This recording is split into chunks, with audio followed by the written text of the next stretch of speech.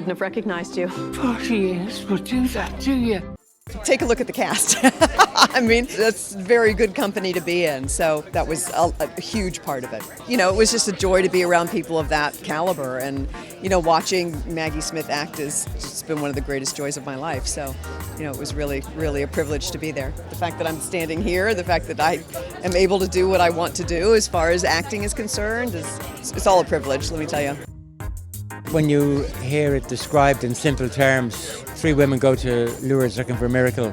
So when it was described to me as that, I was very interested. But of course, Maggie Smith was attached at that time, so everybody wants to work with Maggie. Laura joined later, so to speak. Kathy was always attached. She was completely committed to it as well. So I thought that was an opportunity I wouldn't like to miss. The biggest miracle of all, I think, is working with Maggie Smith. There's a lot to like about it.